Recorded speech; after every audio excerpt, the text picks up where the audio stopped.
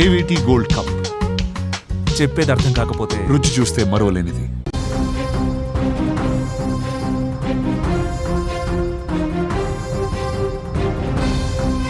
తాటి చెట్లు, ఈత చెట్ల నుంచి కళ్ళు వస్తుందని మనందరికీ తెలుసు. కానీ ఇప్పుడేకంగా మర్రి చెట్టు వేరు నుంచి కళ్ళు రావడం అందరినీ ఆశ్చర్యానికి గురిచేస్తుంది.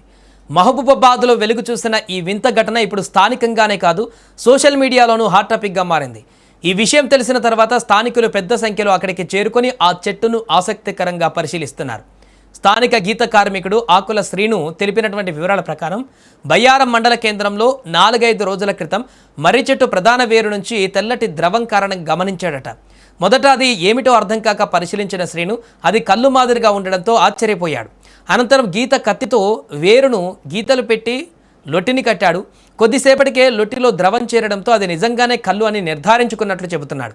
ఆ తర్వాత అక్కడికి వచ్చిన పలువురు ఆ మర్రి కళ్ళును చూసేందుకు ఆసక్తి చూపడంతో విషయం చుట్టుపక్కల అన్ని గ్రామాలకు వ్యాపించిపోయింది. సో ఈ ఘటన వెనక మరొక కారణం కూడా ఉందని స్థానికులు చెబుతున్నారు. శ్రీనివాస్, మాది బయ్యారం, మహబూబాబాద్ జిల్లా. ఇక్కడ మరిషెట్టు కింద బావి తీస్తే బావిలో వేరు వెళ్తే వేరుని నేను గీయటం స్టార్ట్ చేశాను. ఒక 3 రోజులు అవుతుంది. 3 రోజుల నుంచి నేను లొట్టి పెట్టేసి కళ్ళు గీస్తూ ఉన్నా. ఫ్రెండ్స్ వచ్చేసి డైలీ వచ్చి సాయంత్రం పొద్దున వచ్చి వెళ్తూ ఉన్నారు. ఒక 20 రూపాయల నుంచి 30 రూపాయలు తీసుకుంటున్నాము సీసా. కళ్ళు మాత్రం కొబ్బరి నీళ్ళు ఉన్నట్టుందని చెప్పేశారు. ఒకరొకరుగా కొబ్బరి నీళ్ళు ఉన్నట్టుందని చెప్పారు. సో మర్రి చెట్టు పక్కనే ఉన్న ఒక పాత వ్యవసాయ భవని ఇటీవల ప్రొక్లైన్తో పూడిక తీయించారని, ఆ సమయంలో మర్రి చెట్టు పెద్ద వేరు దెబ్బతిని తెగిపోయిందని, ఆ కారణంగానే వేరు నుంచి ద్రవం బయటకు వస్తుందని భావిస్తున్నారు. అయితే అది నిజంగానే కల్లేనా లేక చెట్టు నుంచి సహజంగా వెలువడే రసమా అనే విషయం పైన స్పష్టత రావాల్సి ఉంది. కానీ స్థానికులు మాత్రం దానిని మర్రి కళ్ళు అంటూ ఆసక్తిగా చూస్తున్నారు. ఇక ఈ వార్త సోషల్ మీడియాలో వైరల్ కావడంతో చుట్టుపక్కల ప్రాంతాల నుంచి కూడా ప్రజలు అక్కడికి చేరుకుంటున్నారు.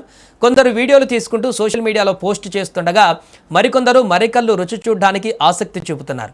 గీత కార్మికుడు శ్రీను మాత్రం లొట్టిలో చేరుతున్న ద్రవాన్ని సేకరించి విక్రయిస్తున్నట్లు చెబుతున్నారు. అయితే ఈ ద్రవం తాగడానికి అనుకూలమా కాదా అనే విషయం పైన అటవీ వ్యవసాయ శాఖ అధికారులు స్పందించాల్సి ఉంది.